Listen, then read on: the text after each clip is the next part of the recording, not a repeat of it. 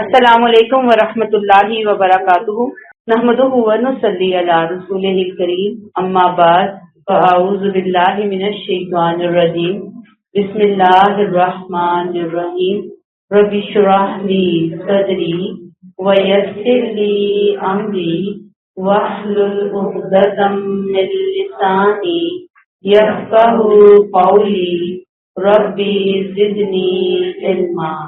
تفسیر آیت نمبر 142 سے ان المنافقین یخادعون اللہ وهو خادعهم، یہ منافقین اللہ کے ساتھ دھوکہ کرنا چاہتے ہیں، حالانکہ ویدن بریکٹ آئے گا ان کے طرز عمل کی پاداش میں بریکٹ کلوز، اللہ ہی نے انہیں دھوکے میں ڈال رکھا ہے۔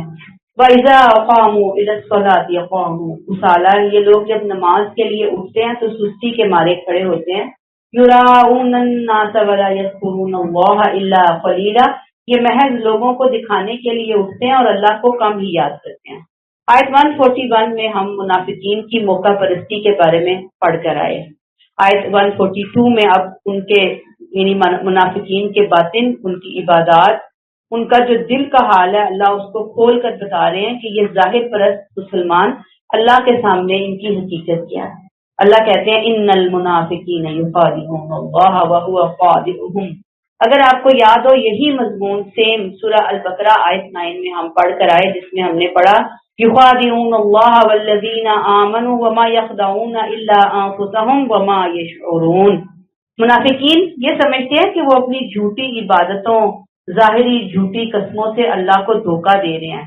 یاد رہے اللہ کو کوئی دھوکہ نہیں دے سکتا۔ یہاں ان کے دھوکہ دینے سے مراد کس کو دھوکہ دے رہے ہیں؟ یعنی اللہ کے رسول اور مومنین کو دھوکہ دے رہے ہیں۔ اس دھوکے کو اللہ نے اپنے ساتھ دھوکے سے منسوخ کیا، یعنی دھوکہ اللہ کو وہ کیا دیں گے؟ وہ اصل میں نبی اور آپ کے صحابہ کو دھوکہ دے رہے ہیں۔ اللہ کہتے ہیں وہ انہیں نہیں دھوکہ دے رہے، یخادعون اللہ، وہ اللہ کو دھوکہ دے رہے، مجھے دھوکہ دے رہے ہیں، جبکہ وہو خادعهم، مراد اللہ ان کی انہی منافقت میں ان کے اوپر پھیر رہا ہے، ان کے اوپر الٹ رہا ہے، ان کی چالوں کو انہیں ڈھیل دے رہا ہے، ان کے برے اعمال کی سزا میں اللہ ان کی رسی کو دراز کر رہا ہے، جس سے وہ یہ سمجھتے ہیں کہ انہوں نے اللہ کو دھوکہ دے دیا، حالانکہ رسی جو دراز ہوئی انہوں نے دھوکہ خود کھایا، اللہ سے دھوکہ کھایا۔ آگے اللہ تعالیٰ نے ان کی دھوکہ بازی کی مثال بیان کی، کیسے دھوکہ دے رہے ہیں، کیا ہو رہا ہے اصل میں، کیسے دھوکہ ہے۔ وَإِذَا قَامُوا إِلَى الصَّلَاةِ قَامُوا كُسَالَىٰ۔ اب اس حصے کو پڑھتے ہوئے قرآن کے الفاظ پہ غور کیجئے۔ قرآن کہتا ہے کہ وہ کھڑے ہوتے ہیں کیسے؟ قَامُوا إِلَى الصَّلَاةِ قَامُوا كُسَالَىٰ، کسالہ۔ پھر سے آگے اللہ کہہ رہے ہیں اسی آیت میں یراؤنا، پھر اگلی آیت میں آئے گا مذبذبین، وہ بعد میں ہم وہاں پہ پڑھیں گے۔ یہ دھوکہ باز جب نماز کے لیے اٹھتے ہیں تو طبیعت پر جبر کر کے، سستی کے مارے ہوئے، مارے بندے اس ڈر سے کہ اگر شریک جماعت نہ ہوئے تو کہیں مسلمان ان کا نام اپنے رجسٹر سے خارج ہی نہ کر دیں۔ قوموں کسالہ، کسالہ کسل سے ہے، وہ بوجھ یا تھکاوٹ جو کسی ایسے کام میں محسوس ہو جس میں انسان کا دل نہ لگ رہا ہو۔ بولے جب کسی کام میں دل نہ لگ رہا ہو تو پھر انسان لگتا ہے جیسے کوئی وہ گھسیٹ رہا ہے یا کوئی اس کو دھکے مار رہا ہے پھر وہ کام کر رہا ہے۔ منافق کی سستی، ان کے لیے نماز ایک جرمانہ یا بوجھ ہے۔ انہیں بوجھ کیوں لگتی ہے نماز؟ انہیں مصیبت کیوں لگتی ہے نماز؟ اس لیے کہ نہ انہیں اللہ سے ملاقات کا اصل میں شوق ہے، نہ انہیں ثواب کی کوئی امید ہے۔ اب اگر وہ نماز پڑھ بھی رہے ہیں تو کسالہ، ان کی نمازوں کے اندر ہائی لائٹ کیا ہے؟ کسالہ۔ اور دوسری چیز کیا ہے؟ یراؤن الناس، ان کی نماز دکھاوے کی نماز ہوتی ہے تاکہ مسلمان انہیں اپنے اندر شامل کریں، وہ مسلمانوں پر اپنا نیک امپریشن، نیک امیج ڈالنا چاہتے ہیں، خود کو نیک بنا کر نیک کاروں کا گیٹ اپ اختیار کرتے ہیں وہ مسلمانوں کی نماز میں شریک ہو کر۔ اس وجہ سے وَلَا يَذْكُرُونَ اللَّهَ إِلَّا قَلِيلًا، اللہ کا ذکر اتنا ہی ہوتا ہے جتنا مجبوری اور دکھاوے کی نماز میں ہو سکتا ہے، یعنی وہ کیا ہی پڑھتے ہوں گے، کھڑے ہو کے آ ہی رہے ہیں، آنا چاہتے نہیں ہیں، لگتا ہے زبردستی لائے گئے ہیں، بٹھائے گئے ہیں، لوگوں میں اپنا امپریشن ڈالنے کے لیے، دکھاوے کے لیے پڑھ رہے ہیں تو سوچے کیا یاد کر رہے ہوں گے اللہ کو؟ زیرو ہی لگتا ہے، کچھ بھی نہیں کر رہے ہوں گے، بس اٹھک بیٹھک ہو رہی ہے، جیسے کہ دھوکہ دیا جا رہا ہے کسی کو، بالکل بے روح بے دلی سے پڑھی گئی نماز۔ یہاں اللہ نے قلیلا کہا، ولا یذکرون اللہ الا قلیلا، جبکہ کثیرا ہونا چاہیے نا اللہ کا ذکر، کثیرا کی بجائے کیا ہے؟ قلیلا ہے۔ اللہ تعالیٰ معاف فرمائے۔ اب تیسری جو ان کی عادت ہے خسالہ اور یراؤن، اس کے بعد تیسری عادت اگلی آیت میں ہم پڑھیں گے، مذبذبین۔ تو ہمارے لیے اس میں سبق کیا ہے؟ سستی کی نماز جو ہوتی ہے نا، سستیاں ہونا نماز کے بارے میں، یہ منافق کی نماز ہے، اتنی سخت بات ہے۔ مسلمان کے لیے اچھا ابھی اٹھتے ہیں، ابھی پڑھتے ہیں، پھر پڑھ لیں گے، پڑھا بھی تو بس جلدی جلدی پڑھ لیا سر سے اتارنے کے چکر میں، باقی دنیا کے کام جو ہے وہ ایکسیلنس کے لیول پہ جا کے کرتے ہیں، لیکن نماز رکوع اور سجدہ ہے، اس میں اتنی افراتفری ہوتی ہے، لہٰذا اس طرح کی جو نمازیں ہیں اس کی ادائیگی کے حوالے سے بہت کانشیس ہونے کی ضرورت ہے، اور نمازوں کو سر سے اتار کر پڑھنے والا رویہ بدلنے کی ضرورت ہے، اور سستیاں جو نمازوں کے اندر آ رہی ہوتی ہیں اس سے بچنے کی ضرورت ہے، بلکہ اس کے اپوزٹ تسلی اور اطمینان والی نماز پڑھنا، نماز کی تجوید کو بہتر کرنا، نماز کے ترجمے کو سمجھنا، قرآن کی کچھ صورتوں کو ترجمے کے ساتھ یاد کر کے نمازوں میں پڑھنا، وقت پر ادائیگی کرنا، یہ بہت ضروری ہے، یہ ہمارے لیے لازم ہے۔ اللہ ہمیں توفیق دے اور ہم اپنے بچوں کو بھی یہی بات سکھا سکیں۔ آیت نمبر 143 ان کی تیسری اور اگلی عادت مذبذبین بین ذالک، ودن بریکٹ یہ انکار اور ایمان کے درمیان، بریکٹ کلوز، درمیان ہی میں لٹک رہے ہیں، لا الہ الا ولا الہ الا، نہ ادھر ہے نہ ادھر ہے، ودن بریکٹ ان کے جرائم کی پاداش میں اللہ نے انہیں گمراہی میں ڈال دیا، بریکٹ کلوز، وَمَن يُضْلِلِ اللَّهُ فَلَن تَجِدَ لَهُ سَبِيلًا، جسے اللہ اپنے قانون کے مطابق بھٹکا دے۔ اب قانون کے مطابق میں نے یہاں جملہ ایڈ کیا ہے، ٹھیک ہے، سمجھانے کے لیے، پھر اس کے لیے تم کوئی راہ۔ منافقین کی ظاہر پرستی اور ان کے باطنی منافقت کی مزید وضاحت کی جا رہی ہے۔ اللہ کہتے ہیں مذبذبین بین ذالک، مذبذب وہ چیز جو دو پہلوؤں کے درمیان لٹک رہی ہو، اور ہوا کے سپیڑے کبھی اسے ادھر لے کر جا رہے ہیں اور کبھی اسے ادھر لا رہے ہیں۔ منافقین نہ پورے مومن نہ پورے کافر کسی طرف یکسو نہیں ہے، نہ کفر کی طرف یکسو ہے نہ ہی ایمان کی طرف یکسو ہے۔ حدیث ہے مسلم کی، آپ صلی اللہ علیہ وسلم نے فرمایا، منافق کی مثال اس بکری کی طرح ہے جو بکریوں کے دو ریوڑوں کے درمیان ممیاتی ہوئی بھاگی پھرتی ہے، کبھی بھاگ کر اس ریوڑ میں جاتی ہے اور کبھی اس طرف جاتی ہے، یعنی کسی ایک ریوڑ کا مکمل حصہ نہیں بنتی۔ اللہ فرماتے ہیں لا الہ الا ولا الہ الا، نہ ادھر ہے نہ ادھر ہے، وَمَن يُضْلِلِ اللَّهُ فَلَن تَجِدَ لَهُ سَبِيلًا، ان کے جرائم کی پاداش میں اللہ نے انہیں گمراہی میں ڈال دیا۔ اللہ کا قانون ہدایت اور ضلالت، کس کو ہدایت دیتے ہیں کس کو گمراہ کرتے ہیں، میرٹ پر ہوتا ہے یہ سارے کا سارا ڈسیزن۔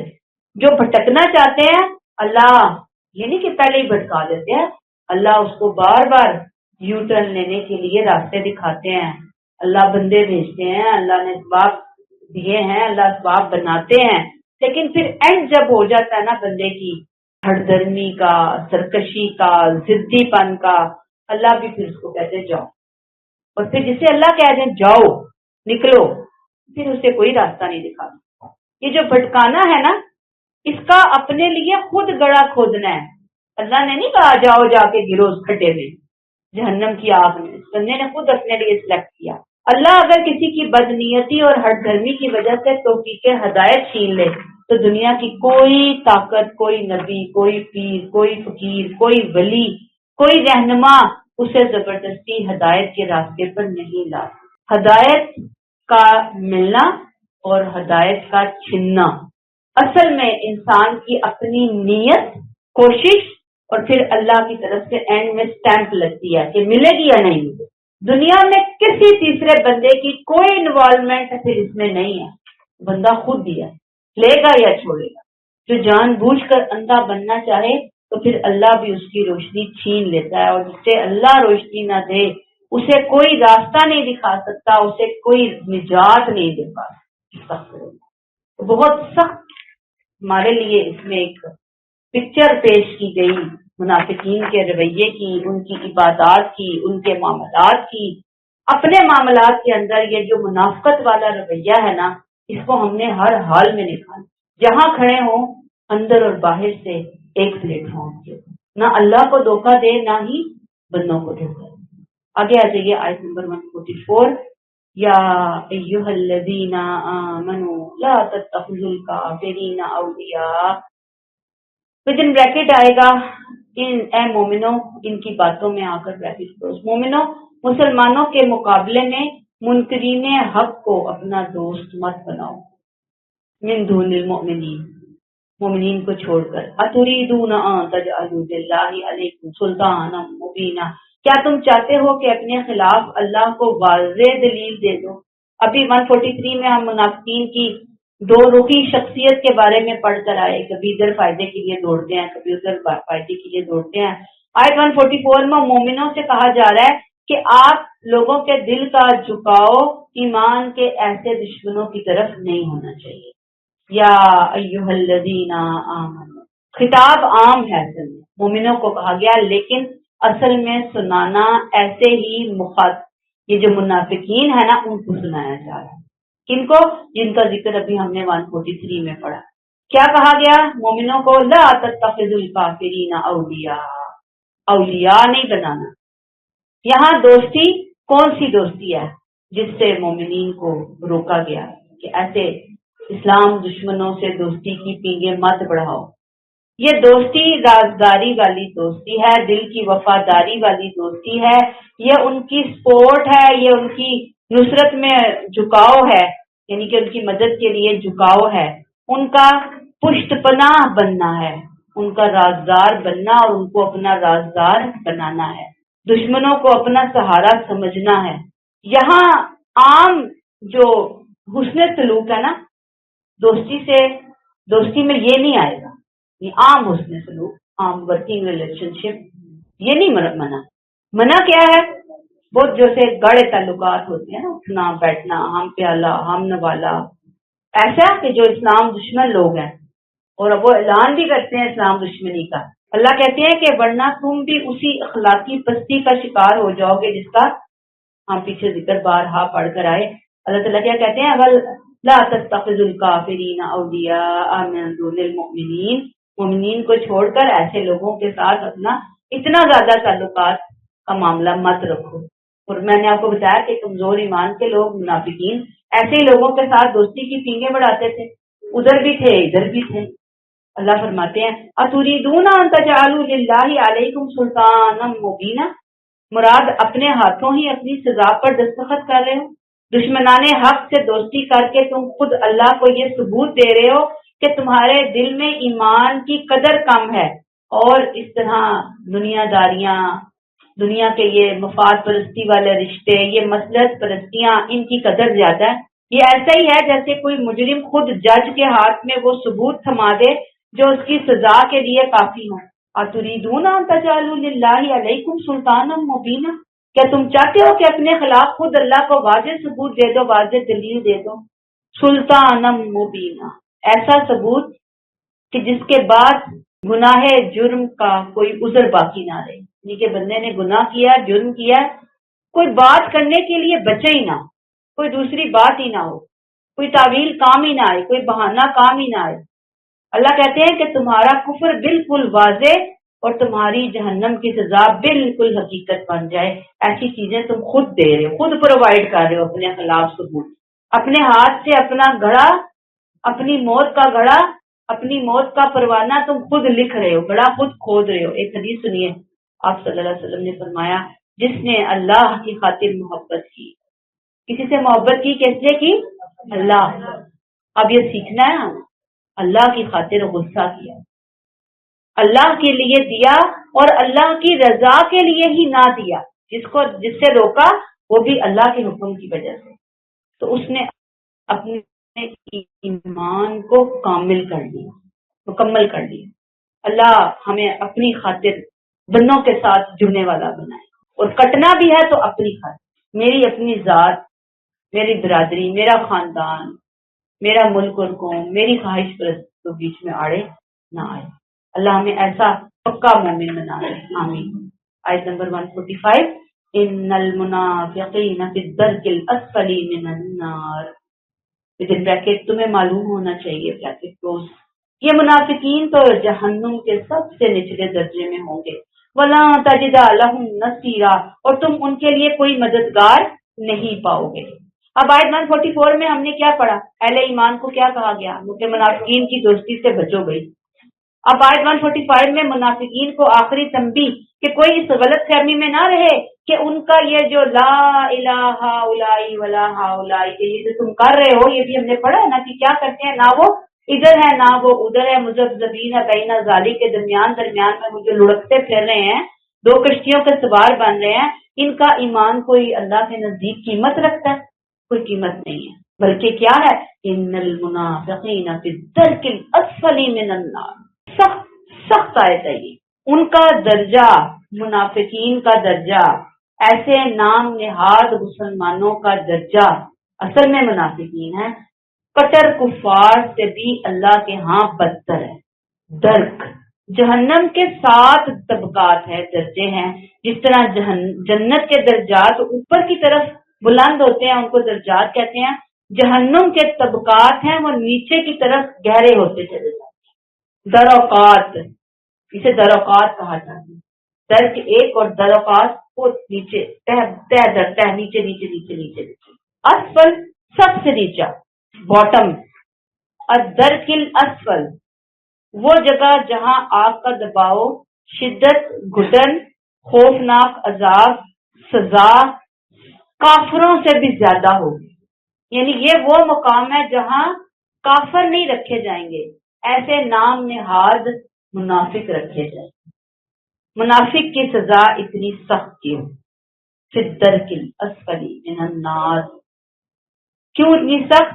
کیونکہ کافر صاف کہتا ہے میں نہیں مانتا، منافق کہتا ہے میں مانتا ہوں، دھوکہ دیتا ہے، دل میں دشمنی ہے، زبان پر اسلام اسلام، اللہ اللہ، رسول رسول کے دعوے، عمل میں اللہ سے بے وفائی، مسلمانوں سے بے وفائی، نبی سے بے وفائی، تو یہ بے وفائی کوئی عام بات تو نہیں ہے، بہت سخت بات ہے۔ اللہ نے کہا ان المنافقین فی الدرک الاسفل من النار، آگ کے سب سے بدترین نچلے ترین درجے میں ہوں گے، وَلَا تَجِدَ لَهُمْ نَصِيرًا، اور تم ان کے لیے کوئی مددگار نہیں پاؤ گے، نہ کوئی دوست، نہ کوئی سفارشی، نہ کوئی نجات دہندہ، نہ کوئی سہارا، کوئی بھی نہیں وہاں۔ دنیا میں یہ بڑے ہوشیار چلاک بنتے تھے، دھوکے دے کر مخلص ہونے کا ناٹک کرتے تھے، قیامت کے دن بالکل صحیح دامن، بے یار و مددگار، بے سہارا کھڑے ہوں گے، وَلَن تَجِدَ لَهُمْ نَصِيرًا، کوئی ایک تو ہو جو آ کر ان کی مدد کر دے، نہیں۔ اب اس آیت کا لیسن کہ اس سے اخلاص کی قیمت سمجھ آتی ہے ہمیں، اخلاص کیا چیز ہوتا ہے، اخلاص کیوں ضروری ہے، اللہ کو اخلاص کیوں مطلوب ہے، ہم مومنین کو اپنے اندر اور اپنے بچوں کے اندر اخلاص کو لانا ہے، اخلاص کا لیسن لینا ہے، اخلاص کا لیسن بانٹنا ہے۔ اللہ کو ایمان اور عمل صالح میں ملاوٹ پسند نہیں ہے، اللہ کو دھوکہ پسند نہیں ہے، اللہ ہمیں 2 چہروں والا بنتے ہوئے نہیں دیکھنا چاہتے، اللہ کو 2 چہروں والے لوگ بالکل پسند نہیں ہے، اللہ کو جو ہے جیسا ہے وہ خالص چاہیے، مکمل چاہیے، 100% چاہیے۔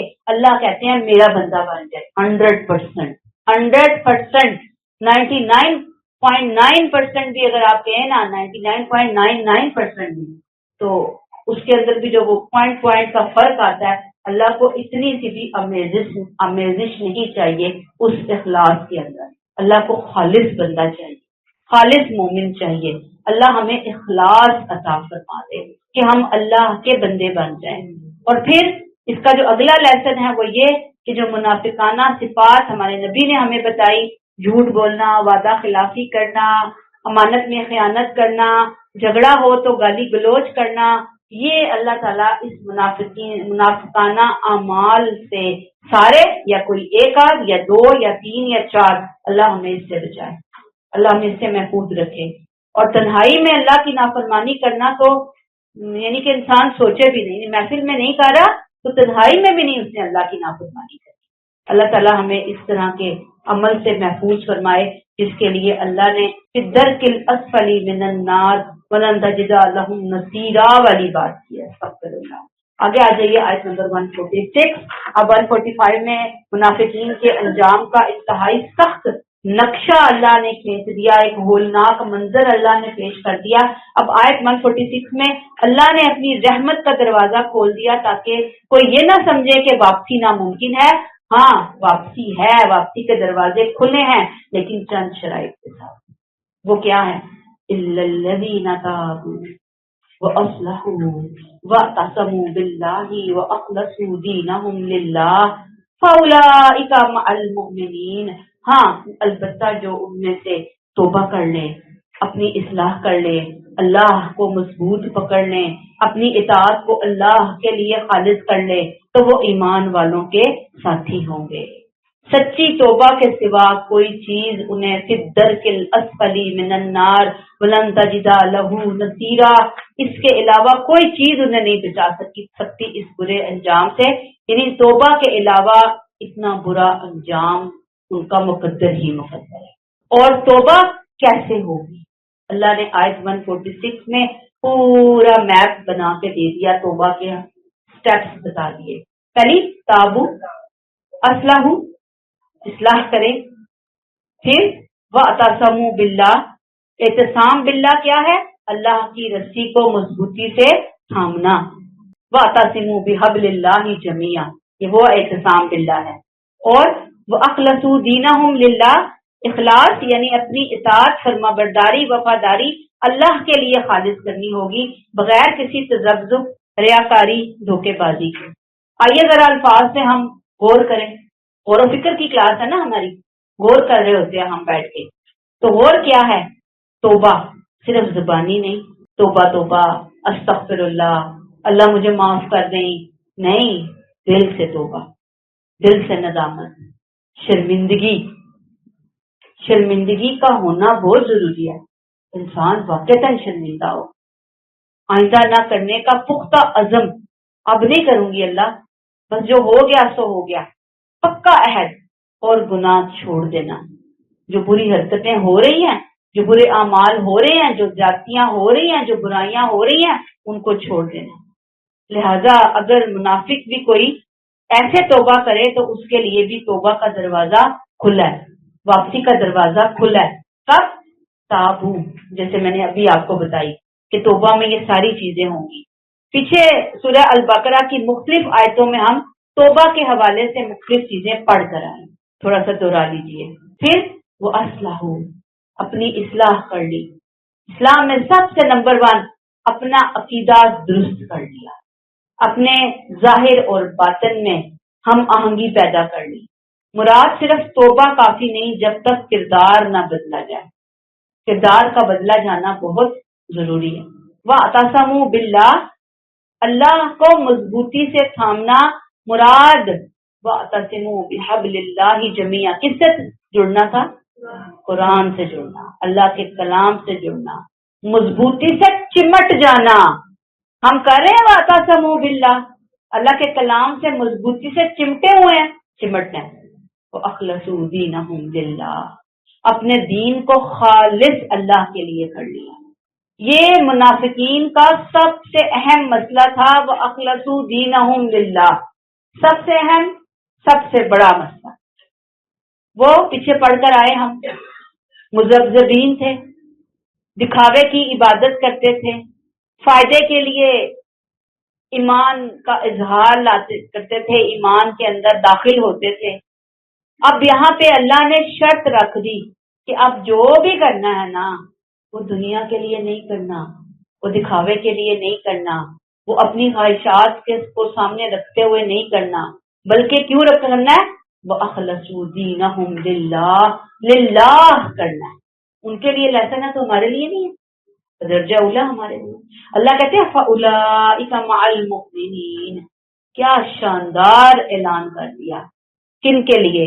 ان کے لیے جن کے لیے پچھلی آیت 145 میں اللہ نے کہا فِي الدَّرْكِ الْأَسْفَلِ مِنَ النَّارِ وَلَن تَجِدَ لَهُمْ نَصِيرًا، اللہ نے کیا شاندار اعلان کر دیا، فَأُولَٰئِکَ مَعَ الْمُؤْمِنِينَ، جو کل تک جہنم کے نچلے درجے کے مستحق تھے، سچی توبہ کے بعد مومنوں کی صف میں کھڑے کر دیے گئے۔ سبحان اللہ، اللہ کی رحمت کی انتہا۔ وَسَوْفَ يُؤْتِ اللَّهُ الْمُؤْمِنِينَ أَجْرًا عَظِيمًا، یقیناً اللہ اہل ایمان کو عنقریب بہت بڑا انعام دے گا۔ اللہ نے وعدہ کر دیا کہ مومنین کا اجر بے حساب ہے، ایسا اجر، ایسا انعام، ایسا صلہ جسے کسی آنکھ نے نہ دیکھا نہ کسی کان نے سنا۔ کیوں؟ اس لیے کہ اللہ لوٹ کر آنے والوں کا بڑی بے چینی سے انتظار کرتا ہے، وہ سزا دینے میں جلدی نہیں کرتا۔ اگر منافق جیسے سخت مجرموں کے لیے بھی سچی توبہ کے بعد واپسی ممکن ہے، تو یاد رکھیے جو عام کمزور ایمان والے گناہ گار مسلمان ہیں، کیا ان کے لیے توبہ اور اصلاح کے بعد اللہ کی رسی کو مضبوط، اتنے بدترین دشمنوں کے لیے اللہ اعلان کر رہے ہیں کہ دروازہ کھلا ہے، تو ایسے لوگوں کے لیے پھر معافی کا دروازہ عام لوگوں کے لیے تو کھلا ہی ہے انشاءاللہ۔ لیکن شرط کیا ہے؟ تابو واصلحوا واعتصموا باللہ واخلصوا دینہم، یہ چار کام ہماری روٹین میں رہنے چاہیے زندگی کی آخری سانس تک، کیونکہ ہم انسان ہیں، کوئی فرشتے نہیں ہیں، غلطیاں ہوتی جاتی ہیں۔ ساتھ ساتھ اریزر رکھیں، توبہ کا اریزر، غلطیوں کو مٹاتا جائے، دھوتا جائے، صفائی ہوتی جائے، اصلاح کی طرف ہم جاتے جائیں، قرآن کے ساتھ چمٹ جائیں، اور اپنے ہر کام میں، اپنے ہر معاملے میں حقوق اللہ اور حقوق العباد میں کیا لے آئیں؟ اخلصوا دینہم للہ، جو کرنا ہے کس کے لیے کرنا ہے؟ اللہ کے لیے۔ یہ بہت ضروری بات، اللہ ہمیں توفیق عطا فرمائے، اس سبق سے ہم فائدہ حاصل کریں۔ آخری آیت جی اس پارے کی 147 بہت ہی سبق آموز آیت ہے، یہ ہمارے لیے بہت زبردست آیت۔ ما یفعل اللہ بعذابکم ان شکرتم وآمنتم وکان اللہ شاکرا علیما۔ اے اللہ کے بندو، سب کو اعلان کر کے سنا دو، اگر تم شکر گزاری اختیار کرو اور سچے مومن بن کر رہو تو اللہ کو کیا پڑی ہے کہ تمہیں عذاب دے۔ اللہ بڑا قبول کرنے والا ہے، سب کے حالات سے واقف ہے۔ آیت 146 میں اللہ نے واضح کیا کہ میری رحمت کا دروازہ توبہ کرنے والوں کے لیے کھلا ہے۔ یہ دروازے تو انسان خود اپنے اوپر بند کرتا ہے، میں نہیں کرتا۔ آیت 147 میں اللہ نے یہاں پہ منافقین سے پہلے نمبر پر خطاب ہے، باقی سب سے خطاب ہے کہ اللہ کو تمہیں عذاب دینے میں کوئی فائدہ نہیں ہے اگر تم اپنی اصلاح کر لو، اور بتایا کہ کیسے کرو، کیا عمل کرو، وہ اللہ یہاں پہ کہہ رہے ہیں۔ اللہ نے کہا ما یفعل اللہ بعذابکم ان شکرتم وآمنتم، اللہ کی رحمت، اللہ کا حلم، اللہ کی محبت کا زبردست اعلان۔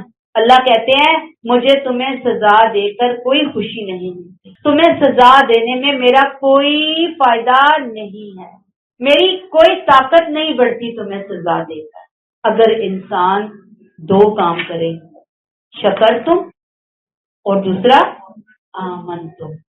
اللہ کہتے ہیں اگر تم یہ دو کام کرو تو مجھے تمہیں عذاب دینے کی کیا ضرورت ہے۔ شکر اور ایمان نجات کی چابیاں ہیں۔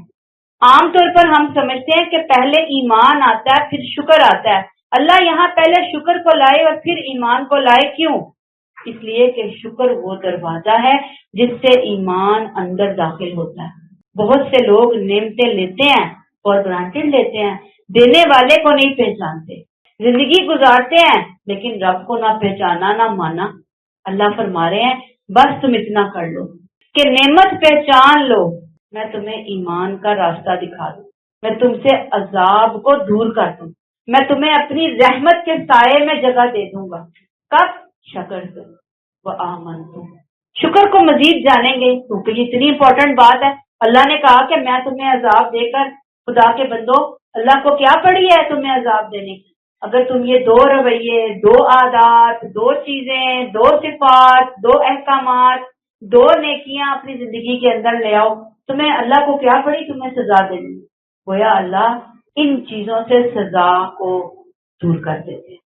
شکر صرف زبان سے الحمدللہ کہنا نہیں، بلکہ نعمتوں کو اللہ کی طرف منسوب کرنا، نعمت کو نافرمانی میں استعمال نہ کرنا۔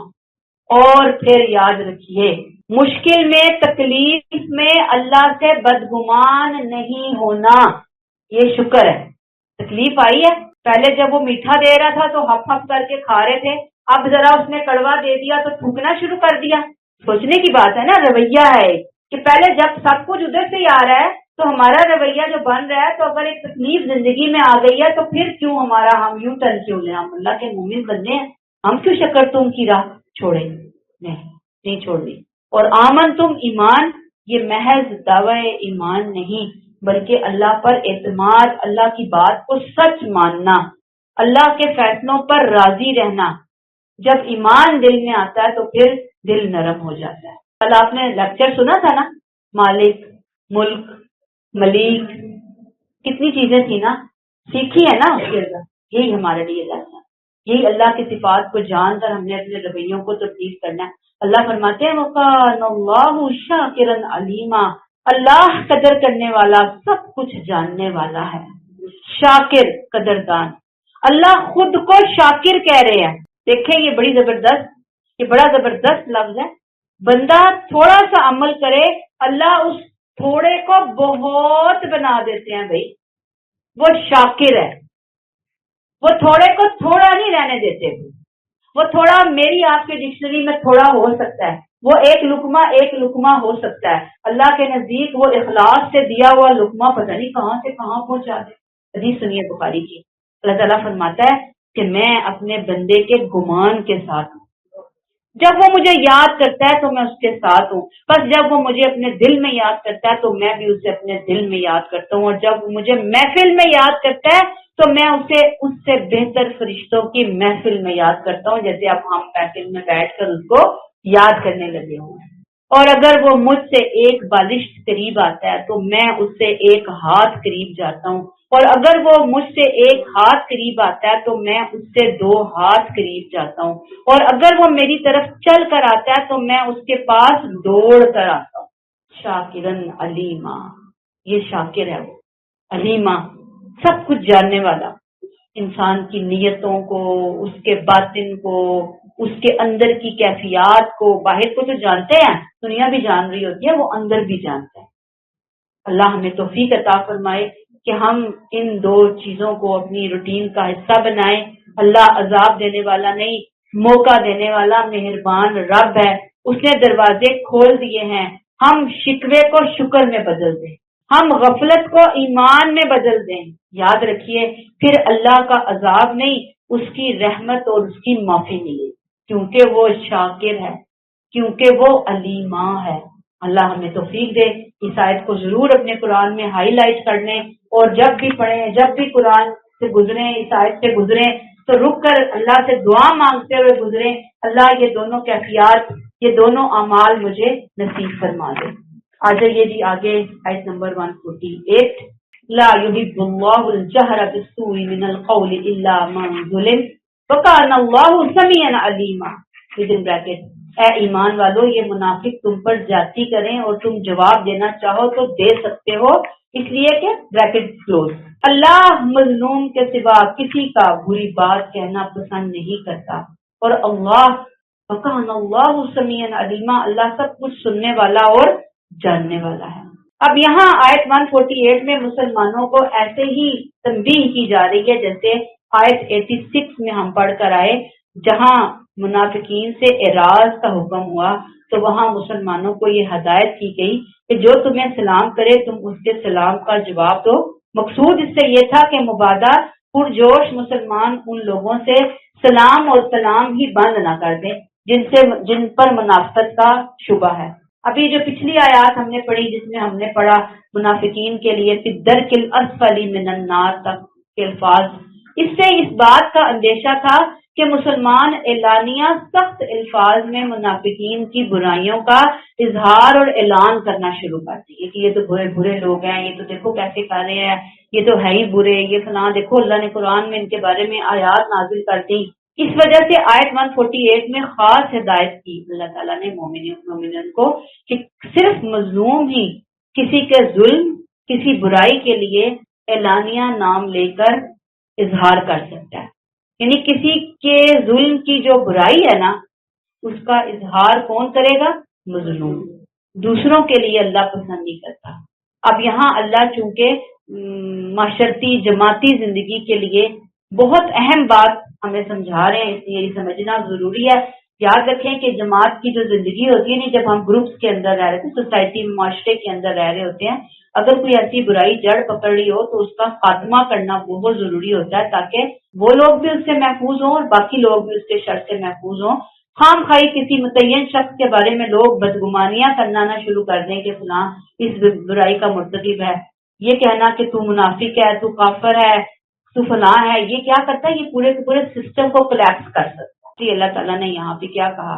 لا يحب اللہ الجہر بالسوء من القول الا من ظلم. اللہ کو بری بات کا کھلے عام کہنا پسند نہیں مگر مظلوم اگر اپنی فریاد زبان پر لائے، ظلم بیان کرے کہ فلاں نے میرے پر ظلم کیا اور حقیقتاً کیا ہو، حق طلب کرے کہ میرا حق فلاں کھا گیا، مار لیا اس نے میرا حق، کر سکتا ہے، اجازت ہے. ظلم کی تلافی کے لیے اجازت ہے. یہ بات عدل کے دائرے میں آتی ہے. یہ چیز انتقام کی آگ بھڑکانے کے لیے نہیں ہے. یاد رہے اگرچہ صبر اور معافی کا طریقہ افضل راستہ ہے. صبر اللہ کو پسند ہے، عفو پسند ہے، لیکن عدل کا اگر کوئی مطالبہ کرتا ہے تو وہ اس کا رائٹ بھی ہے. اسلام نے اسے قبول کیا. اسلام کہتا ہے کہ ٹھیک ہے، وہ مانگ سکتا ہے، اس کو اجازت ہے. یہ کوئی بری بات نہیں ہے، کوئی گناہ کی بات نہیں ہے. اگر ظلم کا اظہار ہوگا تو ظلم، ظالم، مظلوم تینوں معین ہوں گے. کس نے ظلم کیا، کس پر ظلم کیا، کیا ظلم کیا، بالکل کلیئر کٹ پکچر سامنے آئے گی. جب تک یہ چیز واضح نہ ہو تو پھر بات کو عام انداز میں ہی کہنا چاہیے. نبی کریم صلی اللہ علیہ وسلم کی ایک حدیث ہمیں پتہ چلتی ہے، آپ نے فرمایا کہ آپ کے بارے میں آتا ہے کہ نبی کو جب کسی کے متعلق کوئی خبر ملتی تو یوں نہ کہتے کہ فلاں کو کیا ہوا، کہیں یوں کہتا ہے یا کرتا ہے، بلکہ کہتے لوگوں کو کیا ہوا، اس لیے وہ ایسے کہتے ہیں یا کرتے ہیں. ٹھیک ہے نا؟ یعنی بالکل آپ جرنلی بات ہوتی تو وہ جرنل بات ہوتی، اللہ یہ کہ کوئی شخص بہت زیادہ متعین جرم کے ساتھ پن پوائنٹ ہو کے سامنے آ جاتا کہ یہ بندہ ہے جس نے جرم کیا، پھر اس پر قانون کے مطابق گرفت فرماتے تھے. ادروائز جب جرنل بات ہوتی تو آپ بھی جرنلی بات فرمایا کرتے تھے. وَقَانَ اللَّهُ سَمِيعًا عَلِيمًا. اللہ سب کچھ سننے والا اور جاننے والا، سمیع سب سننے والا. مظلوم کی سستیاں بھی سن رہا ہے. علیمہ کون سچ میں مظلوم ہے اور کون مظلوم بن کر ظلم کر رہا ہے، سب جانتا ہے. جب وہ سب جانتا ہے، سنتا ہے، تو اس پر وہ گرفت بھی لازمی فرمائے گا. اور اس میں جو ہمارے لیے لیسن ہے وہ یہی ہے کہ مظلوم ہو تو شکایت کر سکتے ہیں، شکایت کرنے میں کوئی ممانعت نہیں، لیکن اتنی جتنی کا ظلم ہوا. مرچ مسالہ لگا کے نہیں، بڑھا چڑھا کر نہیں، رائی کا پہاڑ بنا کر نہیں. ٹھیک ہے؟ جو ہے جتنا ہے اتنا ہی بیان کیجیے. جس نے کیا اس کے بارے میں بیان کیجیے کہ فلاں نے کیا، فلاں ٹائم پہ کیا، فلاں بات میں کیا، بالکل ایگزیکٹ پکچر. اجازت ہے. ہاں جس کی اجازت نہیں ہے، یاد رکھیے وہ بد کلامی کی اجازت نہیں ہے، بدتمیزی کی اجازت نہیں ہے، پھر انسان ظالم بن جائے گا. پھر جتنی زیادتی ہوئی ہے اتنا بدلہ تو کوئی لے سکتا ہے. جیسے میں آپ کو پہلے بھی بتا کے کہ کسی نے کسی کے منہ پر تھپڑ مار دیا تو جواب میں اس کو اجازت ہے کہ وہ تھپڑ مارے، مار سکتا ہے. معاف کرنا پسندیدہ ہے لیکن تھپڑ مارنے کی اجازت ہے، اس کو دین اجازت دیتا ہے. لیکن اگر وہ تھپڑ کے ساتھ دو چار گالیاں بھی دے اس کو، پھر اس کی ادھر ادھر بیٹھ کے برائیاں بھی کرے تو پھر یہ غلط ہو گیا. اپنا بدلہ لے لیا، ٹھیک، ختم ہوگی بات، ختم کر دو اب اس کو. آ جائیں آخری آیت 149. ان تبدوا خیرا او تخفوه او تعفو عن سوء فان اللہ کان عفوا قدیرا. بریکٹ، لیکن اس کے بجائے بریکٹ کلوز، اگر ظاہر و باطن میں نیکی ہی کیے جاؤ، یا کیا ہے کم سے کم بریکٹ کلوز. ٹھیک ہے نا؟ اس لیے کہ اللہ درگزر ہی کر دو اسے، برائی کسی کی برائی سے درگزر کر دو، اس لیے کہ اللہ کی صفت بھی یہی ہے. لیکن بریکٹ آئے گی یہ بات، بریکٹ کلوز. اللہ معاف کرنے والا ہے اور وہ بڑی قدرت رکھنے والا ہے. اب 148 میں اللہ کے ہاں ایک جو ناپسندیدہ چیز برائی کرنے کا چرچا، اس کی اجازت نہیں ہے سوائے مظلوم کی. اب آیت 149 میں اس اجازت سے آگے بڑھ کر احسان کا درجہ سکھایا جائے کہ تمہارا حق ہے بدلہ لینا، فریاد کرنا، لیکن اگر تم اس کے بجائے یہ رویہ اختیار کرو، ان تبدو خیرن او تبدو او تعفو عن سوء، تو یہ اخلاق کی معراج پر جانا ہوگا۔ اللہ نے اپنی صفت عفو سے بندوں کو جڑنے کا ایک خوبصورت طریقہ بتا دیا۔ 3 باتیں بیان فرمائی گئیں جو بندے کو اللہ کے قریب کرتی ہیں۔ نمبر 1، ان تبدو خیرن، نیکی کو ظاہر کرو، او تخفو یا نیکی کو چھپاؤ، او تعفو عن سوء یا کسی کی برائی پر اسے معاف کر دو۔ نیکی کو ظاہر کرنا کیا ہے؟ اللہ کی خاطر اعلانیہ اچھی بات کہنا، بھلائی کی بات کہنا، کسی کی مدد کے لیے، سپورٹ کے لیے اعلانیہ کھڑے ہو جانا، کسی کے حق میں آواز بلند کرنا، کسی کی مدد کرنا، یہ حسن اخلاق ہے۔ اس سے معاشرے میں خیر آتی ہے، روشنی پھیلتی ہے۔ لیکن یہ جو ان تبدو خیرن ہوگا، اس کے لیے بھولنا نہیں ہے کہ یہ اللہ کے لیے ہوگا۔ پیچھے پڑھ کر آئے نا، خالص اللہ کے لیے، اس میں میری ذات، میرے مفادات، میرا نفع، میرا نقصان نہیں، اللہ کی خاطر میں اس کے ساتھ کھڑی ہوں۔ میں کھڑی ہو سکتی ہوں، اللہ نے مجھے وسائل دیے ہیں، اللہ نے مجھے زبان دی، اللہ نے مجھے صلاحیتیں دی، میں کھڑی ہو سکتی ہوں۔ حق کی سپورٹ میں مجھے کھڑے ہونا ہے، نیکی کو لے کر آنا ہے سامنے۔ آؤ تو خوب چھپا کر نیکی کرنا، یہ کون سی نیکی ہوگی؟ دکھاوے سے پاک، بالکل جس میں ریاکاری ہو ہی نہیں سکتی، چھپا کر نیکی کرنا، کسی کو پتہ ہی نہیں، کرو۔ اور تیسری، او تعفو عن سوء، بہت ہی بلند مقام، تکلیف سہنے کے بعد بدلہ لینے کی طاقت ہونے کے باوجود صرف اللہ کے لیے معاف کر دینا۔ یہاں ظالم کے خلاف بھی افضل اور احسان والا رویہ اختیار کرنے کا حکم دیا جا رہا ہے، اگرچہ بدلہ لیا جا سکتا ہے۔ تعفو، عفو کو بعض جو اساتذہ ہیں ہمارے، وہ کہتے ہیں اس کا معنی آتا ہے مٹانا، کہ نشان بھی نہ رہنے دینا، دل سے اس طرح نکال دو کہ نشان بھی باقی نہ رہے۔ عفو اس کے اندر آتا ہے، تو نام و نشان بھی نہ رہا اس کی۔ قرآن پاک اور احادیث میں بدلہ لینے سے زیادہ معاف کرنے پر ابھارا گیا۔ اگر حدیثیں پڑھیں، آیتیں پڑھیں تو ہمیں نظر آئے گا فَإِنَّ اللَّهَ كَانَ عَفُوًّا قَدِيرًا، اس لیے کہ اللہ معاف کرنے والا بھی ہے، حالانکہ وہ بدلہ لے سکتا ہے، قدرت رکھنے والا بھی ہے۔ یہ اللہ کی 2 زبردست صفات بتا رہی ہیں کہ زمین اور آسمان، کائنات کا مالک ہر طرح کی قدرت رکھنے کے باوجود لوگوں کی برائیوں سے درگزر ہی کرتا ہے۔ اس وجہ سے وہ چاہتا ہے کہ اس کی صفات کا یہ عکس، کون سا عکس؟ عفواً قدیرا، لوگوں میں بھی آئے، لوگ ترکی بترکی جواب دینے کی طاقت کے باوجود معاف کر دیں، تو یہ کیا ہے؟ عفو ہے۔ اور جو دوسروں سے عفو کرے اللہ سے عفو پائے گا۔ اللہ کی خاطر اگر کسی کو آپ معاف کریں گے، اللہ آپ کو معاف کرے گا، اللہ ہمیں معاف کرے گا۔ ایک حدیث سنیے، آپ صلی اللہ علیہ وسلم نے فرمایا کہ میں ذمہ دار ہوں ایک محل کا، جنت کی ایک جانب میں اس شخص کے لیے جو جھگڑا چھوڑ دے، اگرچہ حق پر ہو، حق پر ہونے کے باوجود وہ کیا کرے کہ جھگڑا بہت بڑھ گیا، فساد بڑھ گیا، تو میں ہی چپ ہو جاتی ہوں، میں ہی پیچھے ہٹ جاتی ہوں، میں ہی اپنا حق چھوڑ دیتی ہوں، کیونکہ مجھے خاندان کو جوڑنا ہے، توڑنا نہیں ہے۔ یہ بہت بڑی بات ہے، کیونکہ ہم تو کہتے ہیں نا میرا حق کیوں نہیں دیا، مجھے کیوں نہیں دے رہے، میرے ساتھ ہی کیوں زیادتی ہو رہی ہے، میں ہی کیوں ظلم برداشت کروں۔ یہاں دیکھیں اپوزٹ بات ہے جو میرے نبی نے ہمیں بتائی، یہ آپ صلی اللہ علیہ وسلم کا اعلیٰ اخلاق، یہ اللہ کی بہترین پسندیدہ صفت عفواً قدیرا۔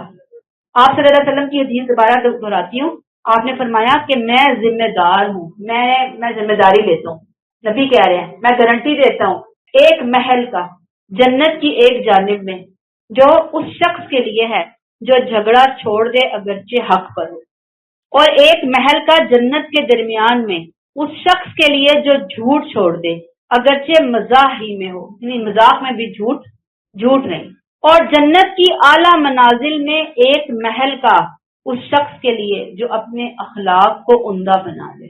اللہ ہمیں توفیق عطا فرمائے کہ ہم ان چیزوں کو لے کر آئیں دنیا میں کسی نے کوشش کی کسی کو معاف کرنے کی، لیکن مکمل اگر دل سے نہ نکال سکا، یعنی بعض دفعہ لوگوں کے جرم بھی اتنے سخت ہوتے ہیں کہ انسان بہت چاہنے کے باوجود بھی اتنی سخت جاتیاں ہوتی ہیں آپ نہیں نکال سکتے، بعض دفعہ نہیں نکال سکتے اس دکھ کو، اس صدمے کو، لیکن بدلے بھی نہیں لے رہے۔ یہ نہیں کہ سنا سنا سنا سنا کے جا رہے ہیں، وہاں بیٹھے تو اپنے پکولے پکولے، وہاں بیٹھے تو اپنے پکولے پکولے، نہیں، سنا نہیں رہے، برداشت کیا ہوا ہے، پیا ہوا ہے، اس کے ساتھ بھی اچھے طریقے سے مل رہے ہیں، لیکن دل سے وہ چیز نہیں نکل پا رہی، روئے بھی ہیں، کوشش بھی کی، اللہ دل کو صاف کر دے، اندر اور باہر کو ایک کر دے۔ اس کے لیے دیکھیں آپ صلی اللہ علیہ وسلم نے کیا خوشخبری سنائی ہے۔ حدیث کا مفہوم ہے کہ جب مومنوں کو دوزخ سے نجات مل جائے گی تو انہیں ایک پل پر جو جنت اور دوزخ کے درمیان ہوگا روک لیا جائے گا، اور وہیں ان کے مظالم کا بدلہ دیا جائے گا جو وہ دنیا میں بہم کرتے تھے۔ پھر جب پاک صاف ہو جائیں گے تو انہیں جنت میں داخلے کی اجازت دے دی جائے گی۔ اس ذات کی قسم جس کے ہاتھ میں محمد کی جان ہے، ان میں سے ہر شخص اپنے جنت کے گھر کو اپنے دنیا کے گھر سے بھی زیادہ بہتر طور پر پہچانے گا، یعنی جب اسے جنت میں جانے کا کہا جائے گا سیدھا اپنے گھر ہی جائے، پتہ لگتا ہے اس کو، یاد ذہن میں فیڈ کر دیا جائے گا۔ اور اس میں جو امپورٹنٹ بات ہے وہ یہ کہ دنیا میں جو چیزیں تھیں نا تھوڑی بہت آپس میں مومنوں کے دلوں میں بھی ہو سکتی ہیں، وہاں پہ جانے سے پہلے ان کو صاف کر کے اس کو جنت میں بھیجا جائے گا۔ اللہ تعالیٰ ہمیں توفیق عطا فرمائے۔ لیسن یہی ہے کہ جب ہم کسی کو معاف نہیں کرتے تو اس کا نقصان دوسروں سے زیادہ ہمیں ہوتا ہے۔ ہم اس بوجھ کو لے کر صبح دوپہر شام کرتے ہیں، ہم جلتے ہیں، ہم کڑتے ہیں، ہم سڑتے ہیں، ہم دکھی ہوتے ہیں، اور پھر ہم اپنے ماحول کو بھی پلوٹیٹ کر رہے ہوتے ہیں۔ اگر ہم اللہ کے حوالے کرتے نا کہ اللہ تیرا حکم ہے، میں نے چھوڑ دیا، میں نے نکال دیا، تو زیادتی کر رہا ہے تو کرتا رہے، اللہ تیرے حوالے، آپ دیکھیں گے انسان کتنا ہلکا ہو جائے گا، انسان کتنا مطمئن ہو جائے گا۔ اور وہ جو عفو ہوا، اللہ نے چاہا، اللہ کے حبیب محمد مصطفیٰ نے ہمیں تلقین کی، آپ دیکھیں گے کہ اس کے رنگ نکلیں گے، اس کی برکتیں زندگی کے اندر آئیں گی، دنیا میں بھی آئیں گی اور انشاءاللہ آخرت میں بھی آئیں گی۔ اللہ ہمیں یہ برکتیں سمیٹنے والا بنا دے، آمین۔ یہاں پہ ہم اس کو روک لیتے ہیں۔ سبحانک اللہم و بحمدک، نشہد ان لا الہ الا انت، نستغفرک و نتوب الیک۔ السلام علیکم ورحمۃ اللہ وبرکاتہ۔